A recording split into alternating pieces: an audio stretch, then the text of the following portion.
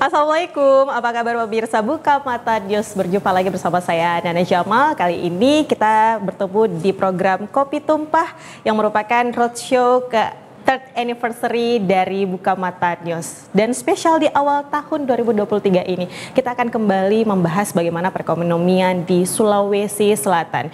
Jika Anda ingat, di penghujung tahun 2021 lalu kita juga sempat meramal bagaimana perekonomian Sulawesi Selatan di tahun 2022 pasca pandemi. Nah, isu yang tentunya sangat gempar kita juga dengarkan bagaimana kemudian badai resesi ini melanda secara global. Tapi bagaimana untuk di Sulawesi Selatan akan kita bahas bersama dengan para narasumber kita di Kopi Tumpah yang saat ini kita sedang berada di Kapten Coffee di Jalan Boulevard. Kita akan secara santai untuk membahas bagaimana perekonomian kita selama tahun 2023 ini. Siapkah Sulawesi Selatan menghadapi badai resesi? Kita berkenalan dulu bersama dengan para narasumber kita yang sudah hadir hari ini. Assalamualaikum, selamat siang Ibu, Bapak sekalian. Sehat? Selamat tahun baru dulu, semoga semangat tahun baru selalu menyertai kita semua biar kita semangat walaupun ada katanya resesi-resesi, ada yang bilang bahwa Sulsel nggak perlu takut sama resesi karena kita ini jauh dari isu-isu global. Tapi ada juga ini statement langsung dari Bapak Jokowi bahwa Indonesia tetap perlu khawatir. Nah, saat ini kita sudah bersama dengan Mbak Febrina selaku Deputi Direktur Kantor Perwakilan Bank Indonesia Sulawesi Selatan. Mbak Ina, apa kabar? Sehat, alhamdulillah. Sehat, terima kasih banyak sudah bersedia hadir hari ini. Dan juga sudah hadir pula Bapak Muhammad Syarifuddin selaku Kepala Bidang Tanaman Pangan dari Dinas Tanaman Pangan, Hortikultura dan Perkebunan Sulawesi Selatan. Assalamualaikum Pak. Waalaikumsalam. Sehat Pak? Baik, dan juga tidak lupa kita sudah bersama Bapak Edson Yudhistira selaku Vice President SME dan Consumer BNI Kantor Wilayah 07 Makassar. Apa kabar Pak? Baik, alhamdulillah. Sehat Pak? Terima kasih semua kepada para narasumber kita yang telah hadir hari ini. Kita akan membahas secara makro maupun mikro mengenai perekonomian di Sulawesi Selatan. Tidak terlepas apa yang paling menjadi senjata ampuh bagi Sulawesi Selatan untuk bisa bertahan dalam badai resesi di tahun 2023 ini. Tapi kita akan membahas secara makro terlebih dahulu, biar kita umum dulu ini untuk melihat bagaimana perekonomian di Sulsel di tahun 2023. Apakah sudah ada ramalan dari Bank Indonesia ini sendiri? Silakan Mbak Ina. Ya, terima kasih kesempatannya ya. Jadi judulnya ini udah horor dulu. Langsung hindari ancaman badai resesi gitu ya. Sebenarnya kita perlu validasi lagi gitu ya, sebenarnya ada resesi gitu kan, kayak hantu gitu ya. Itu sebenarnya ada apa enggak kan kita nggak tahu ya. Jadi kalau kita lihat global memang ada mungkin perlambatan ya, terutama juga kalau negara maju kita lihat juga beberapa indikatornya juga sudah mengkhawatirkan gitu ya. Namun demikian ada beberapa negara di Asia gitu ya, yang memang juga menunjukkan bahwa masih tetap kuat. Mungkin di 2023 ini tahun ini mungkin agak sedikit melambat karena kita tuh kan perekonomian yang terbuka gitu ya, nggak bisa lah kalau misalnya kita stay strong sendirian gitu ya, jadi pasti ada pengaruh gitu. Terus kita lihat lagi juga kata resesi itu ya resesi itu biasanya kalau resesi itu kan ada dua kali indikator yang 2 triwulan gitu yang menunjukkan negatif pertumbuhan PDB-nya gitu negatif sehingga kita bisa baru bilang resesi gitu. Nah kalau BI ya kalau kita lihat di 2022 stay strong sih ya kan, kalau indikator perekonomiannya sampai triwulan 3 tuh 5,2 gitu ya. Indonesia kemudian di kita 5,67 di Sulsel itu nanti perkiraan kalau kemarin tahunan Bank Indonesia ramalannya BI ya proyeksi itu sekitar 4,8 sampai 5,2 gitu. Tentunya kita juga lihat berbagai indikator surveinya ya. Kegiatan dunia usaha yang triwulan 4 itu sudah masih menunjukkan kenaikan gitu sebenarnya kalau di kegiatan dunia usaha gitu ya. Kemudian juga beberapa indikator lain gitu di perbankan juga likuiditasnya masih bagus gitu ya. Kita lihat seperti itu. Kemudian kalau sampai dengan akhir tahun ya perkiraannya itu ya 4,8 sampai 5,2 itu ya itu menurut saya akan baik, sangat baik dibandingkan 2021 ya ya, posisi terakhir Sulsel begitu. Tapi ini berarti price-nya menurun ya, walaupun itu tetap di angka positif atau seperti apa Mbak Ina? Iya, kalau 2022 itu masih bagus ya, maksudnya ya rentangnya seperti itu ya, 48 sampai 52 ya, terakhir seperti itu. Kalau kita lihat mungkin momentumnya ya, yang di tahun 2022 apa sih? Kira-kira yang memperlambat gitu ya. Kalau kita lihat di triwulan 1 itu mungkin ada yang menahan ya laju pertumbuhan ekonomi di Sulsel lebih tinggi itu Omikron yang pertama ya. Jadi itu memang menahan pertumbuhan ekonomi lebih tinggi waktu di awal tahun. Kemudian yang kedua ya tentunya gejolak ekonomi politik dunia itu ya, perang Rusia Ukraina itu yang kita pikir udah akan selesai lah tahun ini, ternyata belum gitu ya. Ya itu kan juga mempengaruhi global ya, resesi global. Tapi ada juga momentum yang kita membus gitu, diantaranya pelonggaran ya, terutama di triwulan 3 itu pelonggaran PPKM sehingga di triwulan 3 tuh nampak sekali angkanya jauh lebih tinggi gitu ya tumbuhnya. Kemudian juga investasi dari masyarakat gitu ya, investasi dari dunia usaha juga yang naik mencapai target gitu di triwulan 3 lebih dari perkiraan gitu. Jadi memang bagus. Konsumsi juga udah bagus ya. Konsumsi udah mulai bagus. Ya. Oke. Konsumsi pemerintah ada lambat di triwulan 1 dan 2, tapi di triwulan 3 sudah tumbuh. Di bus. Ya, di bus. Oke. Ini sebenarnya pertanyaannya, apakah kita harus bisa bernafas lega dengan mendengarkan pernyataan tadi? Tapi sebelum saya ke Pak Edson, kita akan menyambut terlebih dahulu narasumber kita juga yang akan bergabung bersama kita. Ada Bapak Dr. Bahtiar Madatuang yang juga merupakan Ketua Setia Amkop Makassar dan yang akan menjadi pengamat ekonomi kita. Kita sambut dulu beliau, silahkan. Selamat siang Pak, selamat bergabung. Apa kabar? Alhamdulillah. Alhamdulillah, semoga sehat selalu. Sebelum saya ke Pak Tiar nih, saya mau ke Pak Edson terlebih dahulu. Pak Edson tentunya yang salah satu yang memboost kita di tahun ini tentunya dari Mikro ini sendiri ya. Mendengar pernyataan dari Mbak Ina ini sendiri, gimana nih Pak? Kalau dari BNI sendiri untuk tentunya memberikan bantuan untuk industri dan juga UMKM. Kalau BNI sendiri apa saja Pak yang sudah dilakukan untuk bisa dan akan dilakukan untuk tetap mempertahankan perekonomian Sulsel? Oke, sebelumnya saya ucapkan selamat ulang tahun ya buat Buka Mata News yang ketiga tahun ya. Nah, mungkin untuk menyambung dari pernyataan dari Ibu Ina tadi, memang kalau kita bicara resesi itu kan sebenarnya kan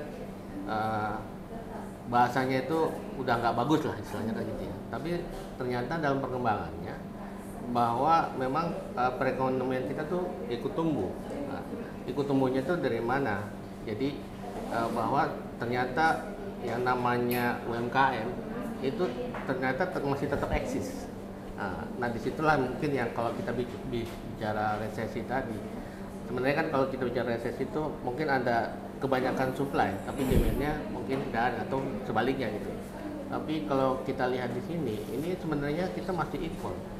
Makanya kan kalau tadi sudah disampaikan bahwa pertumbuhan kita tuh di 5,67 ya. Iya. 5,67 gitu. Artinya sebenarnya kita masih inline dengan pertumbuhan ekonomi. Bahkan mungkin kalau nggak salah itu di tahun ini lah ya, tahun ini mungkin pertumbuhan ekonominya mau di-boosting lagi mungkin lebih dari itu sebenarnya ya. Tapi balik lagi ke perekonomiannya bahwa ternyata itu yang namanya UMKM itu ternyata masih tumbuh gitu loh.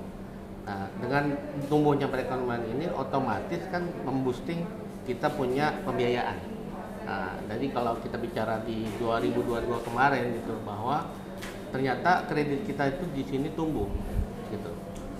Kredit kita tumbuh. Jadi kebutuhan dari para pelaku usaha baik yang itu UMKM yang sifatnya itu mungkin dalam negeri maupun yang luar ekspor gitu ya, itu ternyata masih banyak gitu. Jadi artinya ternyata itu industri-industri atau pelaku usaha ini masih menggeliat ya.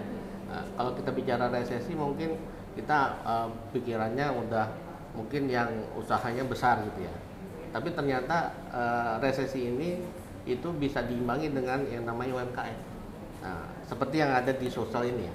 Di Sulsel ini UMKM banyak sekali. ada mungkin sekitar 2 juta lebih ya pelaku UMKM yang ada di Sulsel ini sendiri.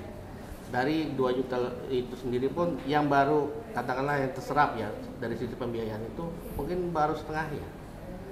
Artinya sebenarnya masih bisa tumbuh lagi, dan itu pun juga kebutuhannya pun juga nggak istilahnya belum seberapa daripada demand yang memang mereka harus pasok. Sehingga kalau bicara tadi resesi tadi gitu ya, kita pikir memang nggak usah khawatir, tapi ya tetap harus waspada gitu.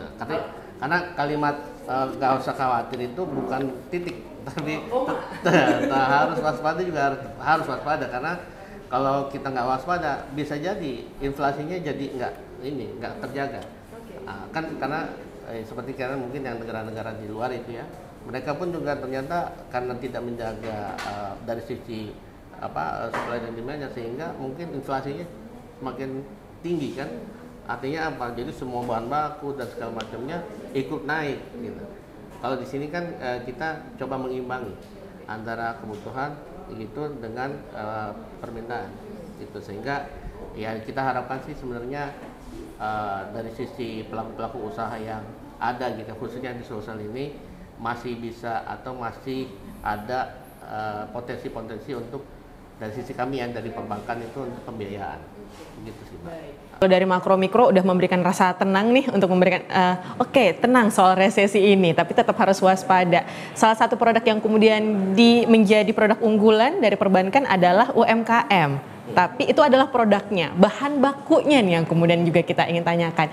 Kalaupun nanti ada produknya, tapi bahan bakunya kemudian tidak ada, nah ini yang sebenarnya juga menjadi ketakutan tersendiri bagi masyarakat yang tidak terbiasa dengan hal-hal yang kemudian hilang di pasaran. Pak Syarif, kalau kita berbicara masalah resesi ataupun juga masalah perekonomian di Sulsel pada saat COVID 2020 lalu, yang menyelamatkan kita di Sulsel ini adalah pertanian, UMKM, dan juga tanaman yang ada di Sulawesi Selatan ini yang tetap mempertahankan kita untuk tetap stabil di masa pandemi. Nah, kalau untuk saat ini Pak, dari Dinas Pangan sendiri ini melihat 2023, perlu tidak masyarakat khawatir soal resesi, atau kita harus kembali ke halaman untuk menanam masing-masing nih Pak nih, biar kita tetap aman? Baik, terima kasih.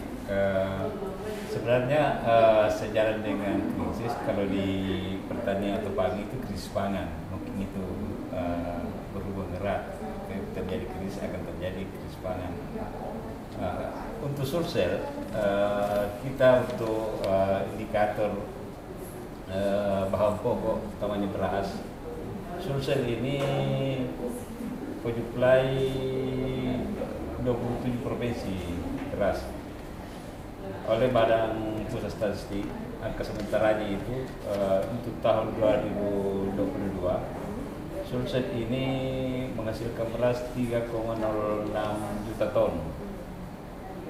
Sementara untuk konsumsi kita cuma 0,98 juta ton, sehingga Badan Pusat Statistik itu merilis kita surplus 2,08 juta ton. Satu angka yang saya kira bukan angka yang kecil, karena Sulsel ini termasuk penghasil beras ke-5 kalau tidak salah di Indonesia, setelah Jawa Timur, Jawa Tengah, Jawa Barat, keempat setelah Jawa Barat. Jadi saya pikir kalau krisis terjadi, saya kira Sulsel ini betul yang Ibu bilang tadi, bahwa kita sangat jauh dari hal tersebut, terutama krisis pangan. Kemudian saya kira pertumbuhan produksi terutama beras di Sulsel ini dari 2021 ke 2022 itu hampir 5%. 4,9 sekian persen, suatu angka yang bukan angka yang kecil. Kenapa ini bisa terjadi? Karena kebetulan program gubernur kita ada namanya Mandiri Benih, itu menyiapkan benih bermutu untuk petani, itu kurang lebih untuk tahun 2022 itu kurang lebih 100.000 hektar. Dan itu akan berlanjut di 2023 Dan bukan cuma hanya padi. 2023 insya Allah juga ada gerakan mandiri benih untuk jagung. Sehingga insya Allah Sulsel ini selain sebagai lumbung beras juga sebagai lumbung jagung. Saya kira dengan melihat angka-angka dari BPS ini, kita yakinlah Sulsel dan mungkin juga Indonesia, mudah-mudahan dari Sulsel ini bisa seperti yang saya sampaikan bahwa menyuplai 27 provinsi di Indonesia ini. Oke, baik. Tapi selain beras ini Pak, karena tentunya kalau kita bicara masalah bahan baku, kita tidak hanya bicara masalah beras. Nah, kalau untuk panganan-panganan lainnya sendiri seperti apa ketersediaannya? Saya kira ya saya sampaikan seperti jagung itu, kita itu kurang lebih 2 juta ton juga produksinya. Itu jauh melebihi kebutuhan pakan ternak di Sulawesi Selatan. Kemudian 2023 ini kita berencana untuk menanam tanaman substitusi impor. Misalnya gandum yang selama ini terganggu akibat perang yang disampaikan oleh Ibu di Ukraina dengan Rusia. Kita akan berusaha menanam sorghum. Itu bisa substitusi gandum meskipun tidak seluruhnya. Tapi paling tidak kita berupaya untuk mengurangi impor itu dengan substitusi dari tanaman gandum, tanaman ubi kayu, dan tanaman lain yang sejenis. Kemudian di kementerian juga itu ada gerakan untuk mengkonsumsi pangan lokal. Kita Sulsel ini kan berlimpah itu sagu. Saya kira itu salah satu bahan pokok yang ketika beras terjadi gejolak bisa kita dari bahan pangan lokal tersebut. Jadi saya kira dan saya yakin Sulsel ini jauh dari krisis pangan. Oke, baik. Ini lagi-lagi kita bisa menarik nafas lega ya untuk mendengarkan ketiga narasumber kita. Tapi apakah kira-kira pengamat kita melihat hal yang berbeda ataukah hal yang sama melihat kalau kita berbicara masalah resesi? Apa kabar Pak Tiar? Ya, baik. Sehat? Alhamdulillah, tadi sorry habis Jumatan.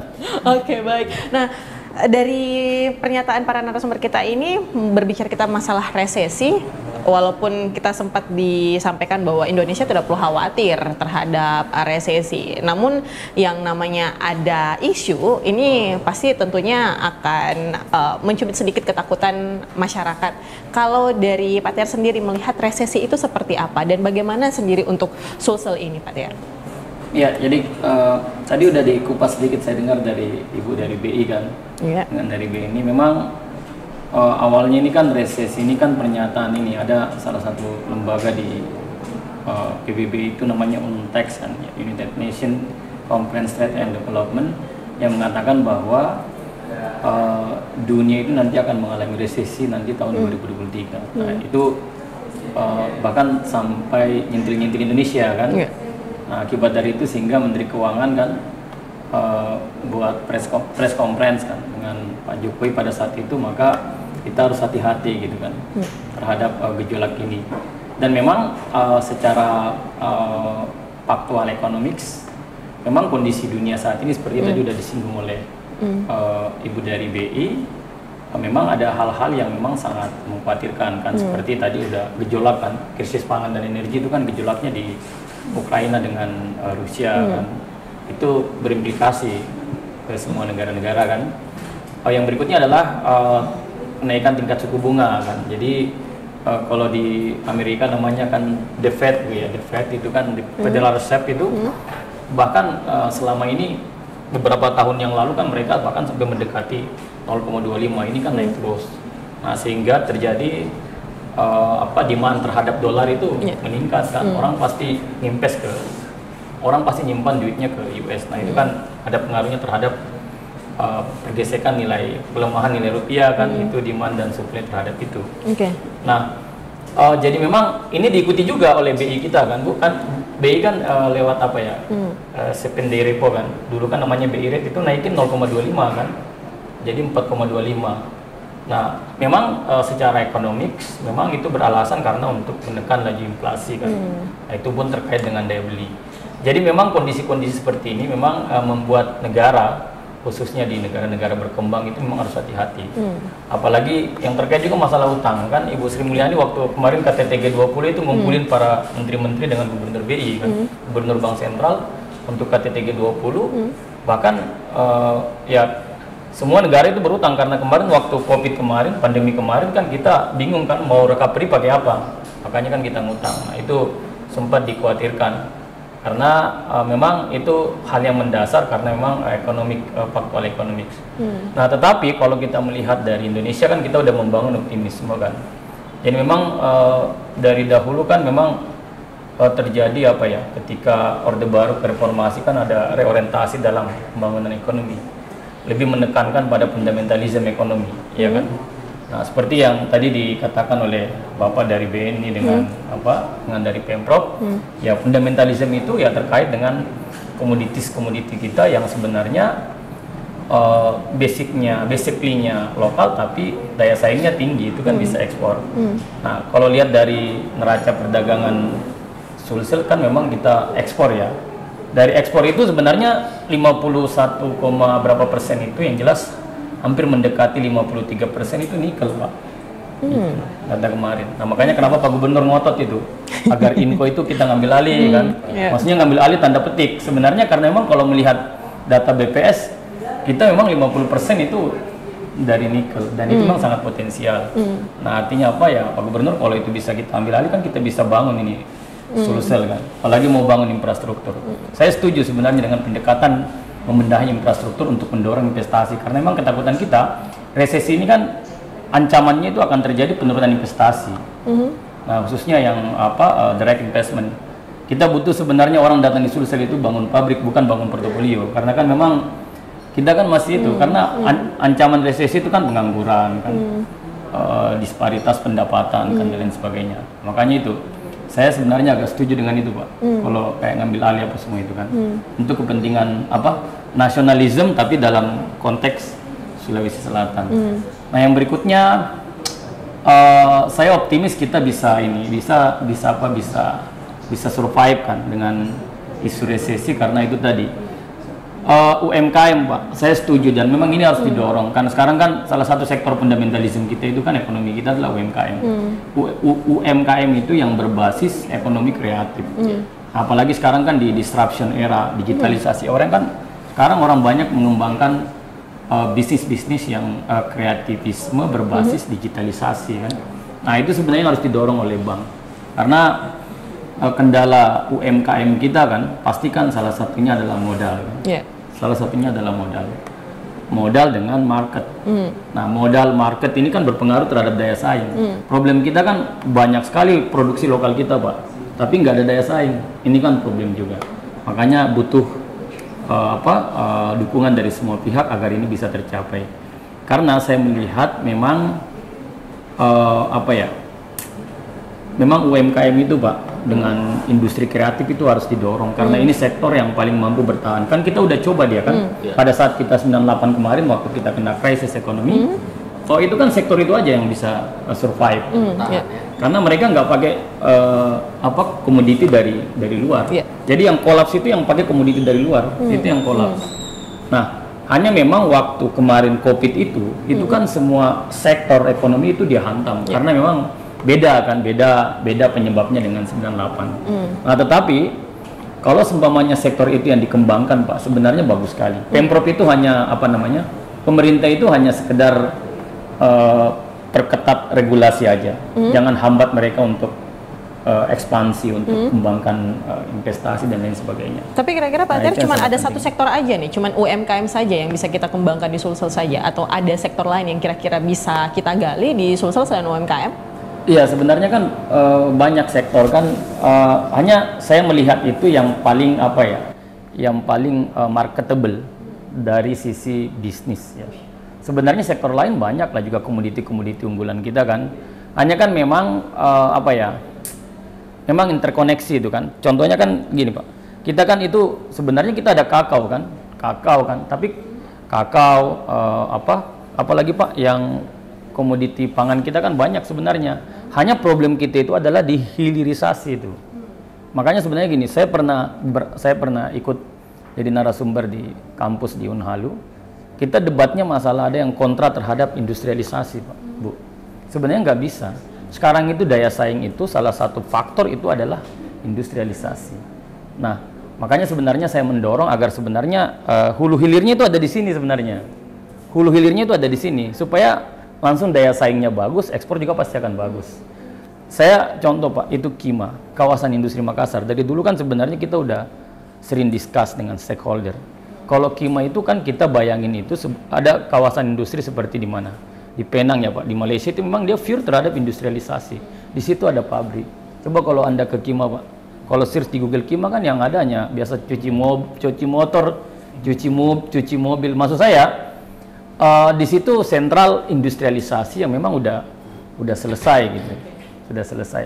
Jadi saya yakin kalau hulu hilir ada di Sulsel nggak ada hubungannya. Jadi dia tahan itu. Jadi ketahanan ekonomi akan bisa berjalan bagus. Waduh, menarik. Positif semua ya untuk tanggapannya mengenai isu resesi di 2023. Berarti produk UMKM ini memang sangat seksi ya kalau di mata perbankan ini sendiri. Tapi katanya baru setengah yang bisa diserap dari semuanya ini Pak Edson. Ini jadi seperti apa ke depannya untuk dari BNI sendiri? Ya, jadi sebenarnya kan kalau kita bicara UMKM itu kan sebenarnya kan pengusaha-pengusaha yang memang dia itu bergerak di dari mulai mikro sampai dengan istilahnya retailer. Jadi kita lihatnya dari sisi plafon yang kita berikan. Kalau industrinya kan banyak sekali sebenarnya. Jadi seperti kita kemarin bulan Desember, ya BNI dengan Bea Cukai kami kan mengadakan expo yang terkait dengan internasional logistik expo. Jadi kita coba expose kita punya pelaku usaha yang memang dia punya orientasi ekspor, gitu. Jadi ternyata setelah kita lakukan itu banyak sekali, pesertanya banyak, pengunjungnya banyak, ya. Kemudian juga potensinya pun juga banyak, gitu. Artinya apa? Jadi sebenarnya kalau tadi bilang seksi, memang dari dulu ini UMKM itu seksi ya? Karena setiap tahun akan bertambah terus, gitu. Jadi makanya kalau nggak bertambah, kalau misalnya nggak bertambah, nah itulah baru muncul yang namanya resesi tadi. Tapi kalau kita ini semuanya bertambah, setiap tahun tuh pasti ada pengusaha baru, ya, pemain baru, gitu. Yang lama itu mensupport yang baru, gitu. Jadi seperti di Sulsel inilah, jadi seperti kayak di pangan lah, gitu ya. Kami juga kan membantu untuk yang kami punya fasilitas KUR ya, kredit usaha rakyat ya, gitu. Jadi kita berikan fasilitas pada clustering. Contohnya misalnya kayak petani jagung, kita biayai.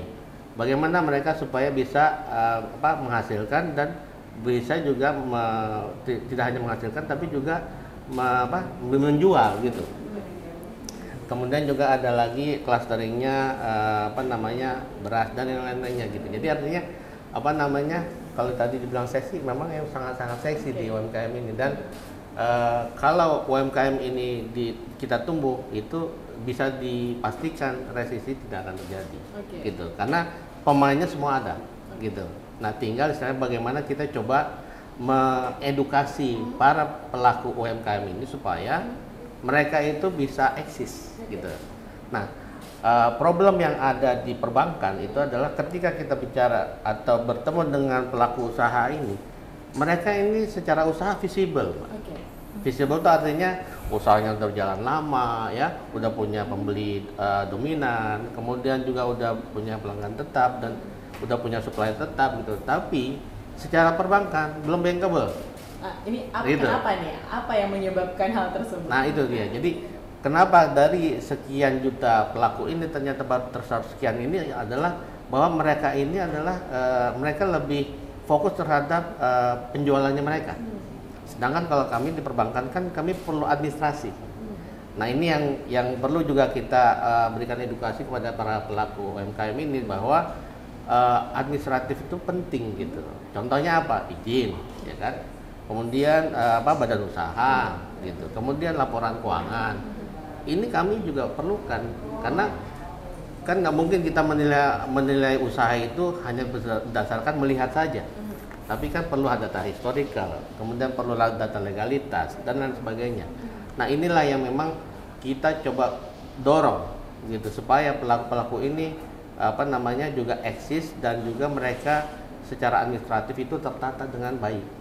Nah, karena kalau mereka usaha udah bagus, terus mentok di modal, nah disinilah yang mereka harus kita edukasi bahwa ketika dia butuh permodalan ke perbankan, maka mereka perlu melengkapi adalah ini A sampai B. Jadi edukasinya sudah berjalan sejak kapan nih Pak?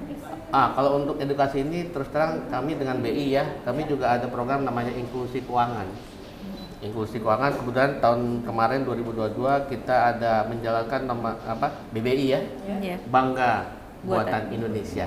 Nah, gitu. Jadi itu kami coba cari pelaku-pelaku itu. Nah, kami cari, kemudian kami melakukan edukasi dan pendampingan sampai mereka itu istilahnya bankable gitu. Nah, jadi di sini kalau kita lihat banyak yang sekali namanya pedagang. Dia dagangnya mungkin bawang goreng yang khas Palu kan, kemudian juga dia keripik kelor yang di Galesong. Itu kan sebenarnya pengusaha kecil, tapi itu orientasi ekspor ternyata. Nah, kalau misalnya mereka sudah eksis di bidangnya, tinggal kita edukasi supaya juga mereka secara administrasi juga tertib. Ujungnya itu adalah sebenarnya kita ini kan sedang lagi era digitalisasi, di mana semuanya serba digital. Nah, kalau pelaku usaha kita masih tradisional gitu ya, mereka mungkin nggak akan bisa mengikuti zaman. Otomatis harus digital. Semua transaksi finansial kita juga digital. Kita mungkin kalau Mbak kan nggak perlu lagi datang ke cabang, semua transaksi by handphone aja. Nah, dan kami pun juga untuk ekspor juga, kami juga sekarang sudah memfasilitasi by handphone aja. Gitu. Jadi dia mau ekspor apa? Kita punya website yang dia bisa ekspor impor, dan kita bisa business matching ke cabang-cabang BNI yang ada di luar negeri. Jadi artinya sebenarnya potensinya itu ada. Tinggal bagaimana coba kita melakukan edukasi pendampingan terhadap pelaku-pelaku ini supaya mereka bisa eksis kembali, dan juga yang tadi ya number pelakunya itu bisa bertambah lagi setiap tahun. Tapi walaupun tetap butuh waktu ya Pak ya. Betul. Untuk edukasi itu sendiri, karena para pelaku-pelaku UMKM kita ini bukan yang seluruhnya tinggal di kota. Betul. Dan juga akrab sama yang namanya gadget dan juga teknologi ya Bu. Tapi Mbak Ina, kalau kita lihat Bank Indonesia sejak bahkan dari tahun sebelum pandemi mengenai inklusi ini sendiri untuk bisa memberikan edukasi kepada masyarakat mengenai perbankan itu sendiri, digitalisasi dalam perbankan. Nah, tapi yang paling menjadi kendala kalau BI sendiri melihatnya seperti apa? Dari sisi edukasi ya, ya memang karena sebenarnya latar belakang pendidikan juga ya, kemudian juga ketersediaan infrastruktur itu sebenarnya ya, yang menjadi bukan barrier ya, tapi tantangan gitu. Kalau saya lebih melihatnya seperti itu. Jadi saya sebelumnya di Jawa gitu ya, jadi ketimpangan misalkan Jawa, Sulawesi gitu juga agak berbeda gitu. Kalau itu dari sisi ini ya, satu sisi gitu. Tapi kalau di sisi lainnya sebenarnya dengan adanya arus informasi yang deras tuh sebenarnya lebih cepat sih ya. Maksudnya harusnya kita sama-sama ya bisa berbagai pihak itu bisa melakukan edukasi dengan lebih baik gitu ya. Mungkin nanti di tahun ini gitu ya kita juga lebih gencar gitu untuk melakukan edukasi ke tadi kan seperti Pak Edson sampaikan gitu ya kepada masyarakat gitu ya, terkait mungkin saat ini tuh harusnya seperti apa gitu yang harus kita lakukan gitu. Tadi kembali lagi ke yang sudah disampaikan Pak Tiar juga gitu ya, mengenai 2023 gitu ya. Kalau kita kan memang BI di tahun ini memproyeksi di 2023 ini memproyeksi bahwa rentangnya itu juga akan nggak jauh beda dengan nasional gitu ya, pertumbuhannya itu sekitar 46 sampai 54 ya. Jadi jadi rentangnya itu berpotensi bahwa ya bisa di posisi yang di bawah, tapi bisa juga lebih tinggi dari nasional. Jadi maksudnya tadi meng-highlight Mbak Nana bilang bahwa optimis tapi juga harus waspada gitu ya. Jadi nggak boleh jumawa juga gitu ya. Maksudnya harus ada kewaspadaan ya. Jadi mungkin sinyalnya kalau bisa dilihat tadi sudah disebutkan juga tentang BI 7 Days Report itu sinyalnya BI gitu. Kalau kita lihat ya dari awal tahun kan 2022 banyak juga pengamat ekonomi bilang BI nggak naikin bunga sih, padahal dunia ini kan sudah pengetatan moneter gitu ya, sampai Fed Fund Rate naik berapa kali gitu, kok nggak naik-naikin. Nah akhirnya di bulan mulai Agustus tuh ya naik sampai kemarin Desember tanggal 22 RDG itu memutuskan naik jadi 5,50 gitu. Itu sinyal sebenarnya bahwa inflasi inti, jadi yang maksudnya yang core inflationnya itu sudah ada pengaruhnya gitu ya. Jadi sehingga BI harus melakukan sesuatu supaya nanti inflasinya nggak terlalu tinggi. Nah itu yang dipikirkan BI, jadi ada stabilisasi, ada juga kita harus mendorong pertumbuhan. Jadi dua sisi nih kalau BI mikirnya. Tadi sisi lain juga harus hati-hati, tapi juga mendorong tadi upayanya. Makanya optimis tapi harus waspada gitu, harus percaya gitu ya bahwa ada nanti ya itu gunanya sinergi ya. Jadi ada pihak-pihak yang juga harus melakukan hal itu. Nah nanti efeknya apa? Nah makanya ada sinyal nanti tahun 2023 ini mungkin juga akan melambat, tapi tetap kuat gitu. Jadi makanya kan range-nya tadi pertumbuhannya sekitar 46 kalau BI Sulsel ya proyeksinya itu 46 sampai 54 gitu. Jadi masih kuat gitu tuh, masih tumbuh positif. Jadi istilahnya kalau jatuh ya nggak nyungsep gitu ya. Jadi stay strong gitu. Jadi memang ada beberapa hal nanti jadi fokus gitu ya kalau kebijakannya BI di 2023 ini. Yang pertama memang dari sinergi dan koordinasi moneter itu juga masih seperti tahun 2022 ya. Kita lihat juga sinerginya bagus, kemudian juga reformasi sektoril, kemudian di efisiensi pasar keuangan, kemudian digitalisasi tadi ya, yang disampaikan untuk efisiensi ekonomi, dan juga yang terakhir nih yang tren tuh green economy. Ya tentunya kita juga harus perhatikan itu juga. Nah nanti kita bahas soal green economy, tapi saya mau bahas dulu suku bunga ke Pak Edson dulu nih. Kalau suku bunga udah dinaikin sama BI, terus gimana sama nasabah ya ini Pak Edson? Kalau bicara suku bunga ini agak-agak ini ya, ya istilahnya ngeri-ngeri sedap istilahnya. Karena kalau kita bicara suku bunga, ya Pak, kita bicaranya ada funding, ada lending kan, gitu ya. Jadi ya kalau tadi sebenarnya repo itu kan sebenarnya kan kaitannya sama pembiayaan sebenarnya. Jadi kalau kita bicara pembiayaan, balik lagi sih sebenarnya Pak, bukan berarti bahwa dengan kenaikan repo itu bahwa nanti bank ujuk-ujuk juga menaikkan juga gitu. Nah, kembali lagi karena kami pun juga harus menghitung cost of fund gitu. Jadi semua bank itu kan pasti punya cost of fund sendiri-sendiri ya. Dimana ketika kita harus menaikkan berarti kan ada biaya-biaya yang harus kita cadangkan. Nah kondisi seperti itu memang kembali lagi kita melihatnya dari sisi take and give dengan nasabah. Jadi ketika kita bicara pembiayaan kepada nasabah, saya mintanya bunganya rendah misalnya gitu ya. Berarti otomatis kalau bunga rendah, transaksinya harus ditingkatkan. Jadi seperti itu. Artinya bunganya kita turunkan tapi transaksinya melalui BNI. Nah, jadi artinya kan itu ada siklus ya. Jadi ada siklus gitu. Jadi ketika ya kita kan mencoba mencari win-win ya. Artinya dengan kan nggak mungkin kita win-lose kan, karena ya kami kan perbankan kan juga ditargetkan profit juga, laba juga. Gimana ya harus kita cari juga gitu. Jadi dengan kita turunkan ini berarti apa kompensasinya? Berarti kan transaksi yang ditingkatkan. Jadi kalau bicara suku bunga tadi ya sebenarnya impact-nya sih nggak langsung gitu ya. Tapi memang menjadi suatu pertimbangan juga karena masyarakat ketika melihat BI naik pasti akan menanyakan. Sudah ditanyakan? Sudah, sering sekali gitu ya. Jawabannya seperti apa Pak? Iya, jawabannya agak dilematis lah ya. Ya istilahnya kita coba penuhi gitu. Tapi kan kita ada istilahnya quote unquote ya, artinya ya kita coba diskusi dengan nasabah, dengan kita ini kan eranya bukan lagi product centric.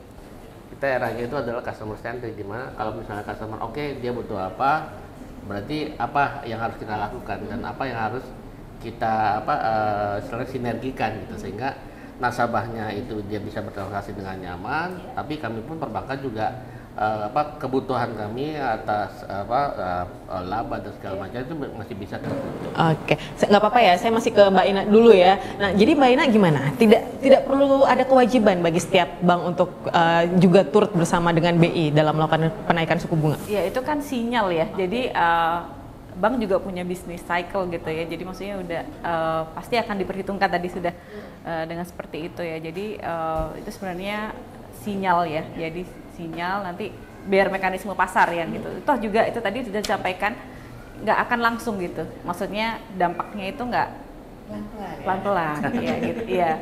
Jadi itu kan juga nanti kita juga lihat lagi kan perkembangannya seperti apa di Indonesia itu seperti Oke, saya udah kasih bahan untuk Pak Tiar nanti untuk tapi saya ke Pak Syarif dulu. Jadi Pak Syarif, kalau kita bisa melihat bahwa pangan kita di Indonesia di Sulsel ini kita sudah aman untuk berbagai produk-produk panganan yang ada di Sulawesi Selatan. Kalau kita bicara masalah bisnis cycle, kalau di industri pangan sendiri ini seperti apa, Pak? Masuk ke bisnis pangan, saya ingin sampaikan di kesempatan baik ini bahwa salah satu kelebihan dari Sulsel ini adalah iklimnya yang bisa dibagi dalam 3 kelompok besar. Kalau di Jawa itu kan dan di daerah lain selain Sulsel, yang kalau kemarau semua, kalau musim penghujan semua. Di Sulsel ini dibagi 3. Ada namanya sektor selatan, ada sektor barat, dan ada sektor peralihan. Itu adalah salah satu anugerah Tuhan untuk Sulawesi Selatan, karena dengan kondisi seperti itu, ketika di barat itu musimnya musim hujan, di selatan itu mau mendekati musim kemarau. Sementara di daerah peralihan itu, yang daerahnya itu Luhut Raya, Toraja, dan Empegang itu, hujannya hampir setiap hari. Tidak bisa diprediksi bahwa musimnya ini musim hujan atau musim hujan. Hampir setiap hari ada hujan, sehingga Sulsel ini setiap hari ada tanam, ada panen. Itu terutama untuk komoditi musiman seperti padi, jagung, kacang-kacangan, dan beberapa komoditi perkebunan yang musiman. Sehingga untuk bisnis di bidang pertanian itu yang kita butuhkan di Sulsel ini sebenarnya adalah bukan lagi di produksinya, tetapi bagaimana mengolah itu sehingga bisa memberikan nilai tambah bagi petani dan nilai tambah bagi daerah Sulsel. Karena selain nilai tambah pasti akan ikut juga tenaga kerjanya di situ. Otomatis kan roda ekonomi itu akan lebih berputar dengan Jadi di bidang pangan, saya kira Sulsel ini kita sangat optimis untuk menghadapi 2023. Kemudian yang kedua, Pemprov Sulsel ini di bawah kepemimpinan Pak Gubernur kita sekarang ini sangat konsen di bidang pertanian. Selain infrastruktur seperti disampaikan bahwa tadi, selain infrastruktur, memang dia di konsen di pertanian. Kita banyak kegiatan yang disupport oleh Pemprov. Seperti yang saya sampaikan tadi, untuk pengolahan itu, Pak Gubernur kita ini sudah membangun pabrik pengolahan jagung di daerah Maros, itu bisa menghasilkan benih dan bisa menghasilkan jagung untuk pakan ternak. Sehingga produksi jagung dari petani itu selain diserap oleh swasta seperti Japa dan lain sebagainya, ketika itu tidak terserap bisa ditampung di pabrik pengolahan kita yang tidak. Saya kira itu salah satu gerakan yang dibuat oleh Pemprov untuk mengantisipasi melonjaknya produksi, sehingga bisa diolah untuk mendapatkan nilai tambah. Oke, berarti nanti kita nantikan gebrakan-gebrakan lainnya ya untuk di Dinas Tanaman Pangan. Berarti saya langsung ke Pak Tiar lagi nih. Mendengar penyampaian yang disampaikan oleh narasumber-narasumber, bagaimana nih Pak Tiar? Ya, yang pertama ke ini dulu, Pemprov. Ini kan tadi nyinggung masalah UMKM kan, salah satu fundamentalisme kita. UMKM yang berbasis ekonomi kreatif. Dulu waktu Pak Sarul itu punya program, saya nggak tahu apakah sustainable atau tidak, punya program penciptaan wirausaha pemula. Nah, jadi dulu itu di Sulsel, jadi diajak masif ke calon-calon pengusaha pemula untuk buat portofolio, buat proposal, dibiayai sama Pemprov, bukan bank. Saya kebetulan jadi panselnya pada saat itu, Pak. Jadi itu di Dinas Koperasi, nyantolnya Pak di UMKM. Jadi jadi masyarakat itu nyedorkan proposalnya, baru panselnya itu menganalisis dari economic aspek tentang keberlangsungan usaha ketika usahanya ini jalan. Jadi menurut saya itu bagus itu, Pak. Jadi itu harus ditumbuh kembangkan karena kan gini Pak, memang pemerintah provinsi untuk ini kan kita kan kaitannya kita resesi gimana caranya bisa bertahan kan, itu memang harus mendorong memang keterlibatan masyarakat untuk menciptakan new entrepreneur seperti itu. Karena kalau tidak berdasarkan itu saya yakin kita agak susah Pak, apalagi memang ancamannya itu nanti bisa saja nanti karena nanti orang banyak nganggur apa semua kan, itu pasti itu. Karena begini Pak, selain itu ini kan tadi terkait dengan UMKM kan pasti didorong juga oleh bank. Kalau bank kan nanti dia bankable, baru pasti bisa dikasih ini. Kalau nggak bankable pasti nggak dikasih kan, pasti gitu karena kan untuk sustainable-nya. Yang berikutnya juga memang Pak, kan gini Pak,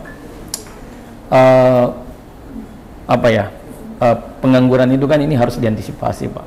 Jadi apalagi kan kalau kita bicara supply demand terhadap orang yang keluar ini Pak ya. Jadi penyedia tenaga kerja kan dengan yang bekerja kan ini sekarang ini lebih banyak kita orang yang belum terserap kan Pak. Jadi memang kalau saya Pemprov bisa menjadi fasilitator, mediator agar mereka ini bisa membangun kreativitas mereka, bisa lewat ekonomi kreatif dan UMKM. Karena kalau kita mau mengharapkan yang investasi kan yang kita harap ini kan, kenapa Bapak Ibu kita kan sekarang debatable-nya kenapa nih ekonomi growth kita secara ekonometrik kan kita 5%, di atas 5%, tapi kan ada juga menganggap kita ini punya pertumbuhan ekonomi semu karena disparitas masih ada, pengangguran masih ada, kemiskinan masih ada. Ini kan harus dijawab. Berarti memang ada sumber-sumber pertumbuhan yang tidak berkualitas kan, kata Pak Faisal Basri itu ada bukunya Landscape Ekonomi kita kan. Nah ini sebenarnya yang harus dicari, makanya memang pertumbuhan itu harus didorong oleh sektor-sektor yang produktif Pak. Ya itu ada dampak ekonomisnya, ada dampak terhadap peningkatan orang bekerja. Ini itu juga Pak, kalau ada orang investasi, kalau saya Pemda kan bisa jadi mediator, meskipun bisnis to bisnis kan, bisa jadi mediator Pak. Bapak bisa investasi tapi yang Bapak rekrut itu tenaga kerja dari lokal kita. Oh, itu bisa Pak. Kita udah tahu sebenarnya arahnya kemana nanti nih ya. Bisa. Tapi tentunya kalau kita kembali lagi. Kaki lah kalau istilahnya kan. Kalau lu nggak mau pekerjakan penduduk lokal, lu pergi aja kan. Sebenarnya kan ini hanya strategi government kita, meskipun B2B kan. Oke. Baik, terima kasih Pak Tiar. Nah, kita sudah berada di akhir perbincangan kita sebenarnya untuk di sesi ini berbicara masalah resesi, isu resesi, badai resesi di tahun 2023. Tapi mendengarkan apa yang disampaikan oleh para narasumber kita, ini tampaknya masyarakat dan juga tentunya penonton Buka Mata News di Kopi Tumpah ini bisa bernafas lega, tapi kita highlight lagi bahwa tetap harus waspada. Saya berikan waktu masing-masing 30 detik untuk bisa memberikan closing statementnya dari ini. Mbak Ina silahkan. 30 detik kayak 30 detik dimulai dari sekarang lagi. Ya. Jadi kalau tadi mungkin beberapa hal lagi ya. Yang pertama, kenapa kok kita tuh masih yakin Sulsel itu kuat ya. Jadi yang pertama memang komoditas unggulannya tadi yang beberapa sudah sampaikan, yang juga strong dengan beberapa sektor unggulannya itu masih stay strong. Kemudian hubungannya Sulsel dengan KTI itu ya posisi strategis yang bagus. Kemudian yang kedua adalah new source of growth-nya gitu ya. Jadi kita itu yang membuat sebenarnya kita masih optimis gitu Sulsel di 2023 itu akan masih tumbuh kuat gitu ya. Nah terus tadi kembali ke optimis dan waspada gitu, saya ingin pesan aja ke mungkin masyarakat ataupun ini ya, terutama yang muda-muda nih, ya lakukan aja seperti biasa gitu, konsumsi gitu, karena kalau misalnya kita nggak melakukan konsumsi, karena yang mendrive perekonomian di Sulawesi Selatan itu selain secara sektoral tadi, dari sisi konsumsi dan investasi sebenarnya. Jadi investasi itu tetap harus dilakukan gitu ya. Jadi upaya-upaya yang kita membuka, kalau di BI kita dengan Pinisi Sultan itu punya ya forum investasi gitu ya, kita menarik investor dari luar, kita promosikan proyek-proyek yang ada di Sulsel gitu semuanya untuk bisa menarik investasi dari luar gitu. Jadi tetap berinvestasi, tetap konsumsi, tapi konsumsi yang bijak gitu. Maksudnya mungkin seperti itu ya, supaya kita juga menyambut optimisme ini juga dengan baik gitu ya, supaya tetap kuat gitu di 2023. Soalnya kalau misalkan kita terlalu tadi di ancaman badai resesi, wah itu Jadi kayak ketakutan horor untuk gitu. bisa Jadi menahan takut. dana akhirnya Iya. tidak terjadi belanja ya, Iya, Mbak Ina kalau ya. nggak belanja, nggak konsumsi, ya nggak bergerak. Nah, gitu kan. oke. Jadi UMKM-nya Bapak juga harus Tidak bergerak nih Pak nih. Oke Mbak Ina. meskipun mager, WA gitu, pakai datang barang kan konsumsi. Oke, baik. Tetap belanja walaupun lagi duduk-duduk ya. Pak Syarif silahkan.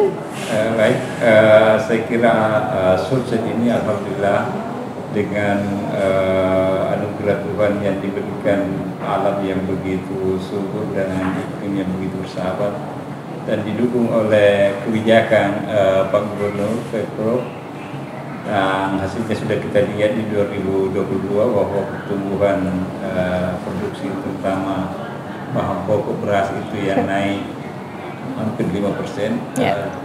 Saya kira kekhawatiran kita akan krisis pangan di Sulsel ini jauh lah, dan saya kira dengan keberpihakan Pemprov ini terhadap usaha-usaha untuk meningkatkan produksi pangan kita, insya Allah di 2023 ini kita bisa bertumbuh mungkin lebih besar dari 2022. Tetap stay strong ya Pak ya, saya baik. kira, Terima kasih Pak. Pak Edson silahkan. Kalau saya singkat aja ya, Iya. pesan saya ke masyarakat paling ya, lakukan seperti yang sudah biasa. Tapi lakukan secara selektif. Iya. Ya, artinya selektif itu ya jangan juga membabi buta gitu ya. Oke. Lihat industrinya, lihat segmennya, dan kemudian tetap harus waspada. Oke. Dan yang terakhir bahwa kita ini sekarang hidup di era digital, maka kalau bisa semuanya ya kita harus digitalisasi. Oke. Melek terhadap digitalisasi ini sehingga kita nggak ketinggalan gitu ya dengan mungkin bisa dibandingkan dengan negara. Dan BNI sendiri dalam hal digitalisasi ini? Dan BNI dalam hal digitalisasi ini sudah melakukan fast forward lah, artinya percepatan. Artinya ini di tahun ini kami sudah membangun outlet atau istilahnya branch lah yang sifatnya itu digitalisasi. Oke, baik. Dimana mungkin nanti nasabah-nasabah yang datang itu tidak lagi ketemu sama orang, Oke. ketemu sama mesin saja. Baik, terima kasih. Buat rekening, buat transaksi, semuanya bisa dilakukan di mana saja. Tadi saya sudah kasih space untuk pelayanan masyarakat ya. Baik, silakan Pak Tiar. Ya, Terakhir. kalau saya ini 2023 ini ekonomi Sulsel ini harus sektor konsumsinya bagus, Baik. Investasinya harus bagus, yang private investment ya, APBD-nya harus bagus, kan? Yeah. APBD-nya yang pro terhadap rakyat, atau government expenditure. Yang terakhir adalah ekspornya harus bagus. Itu aja sebenarnya. Kalau seumpamanya itu buat, pasti kita membangun ketahanan ekonomi yang sangat bagus di tengah ancaman badai resesi. Yang terakhir itu tadi tentang digitalisasi. Yeah. Kalau saya memang harus stakeholder ini harus satu pemahaman, ini harus didorong karena ini bisa menumbuh kembangkan sektor-sektor pertumbuhan ekonomi yang baru. Baik, terima kasih kepada seluruh narasumber yang sudah hadir hari ini. Sebenarnya kalau kita mau bahas ini nggak cukup waktunya ya. Saya kayaknya masih mau nanya-nanya lagi. Pak Tiar jangan kemana-mana dulu, saya mau nanya ini di offline ya. Baik, terima kasih untuk Anda para pemirsa di Kopi Tumpah untuk Buka Mata News Special Road to Third Anniversary dari Buka Mata News, dan terima kasih pemirsa Anda sudah menyaksikan kami. Semoga informasi dan juga apa yang sudah kita sampaikan dalam talk show mengenai isu resesi, ada resesi 2023 ini bisa memberikan nafas lega untuk Anda. Tapi sekali lagi perlu di-highlight apa saja yang sudah disampaikan oleh para narasumber kita. Sampai bertemu lagi di talk show berikutnya. Saya Nana Jamal, sampai jumpa. Salamat kita pada salamat.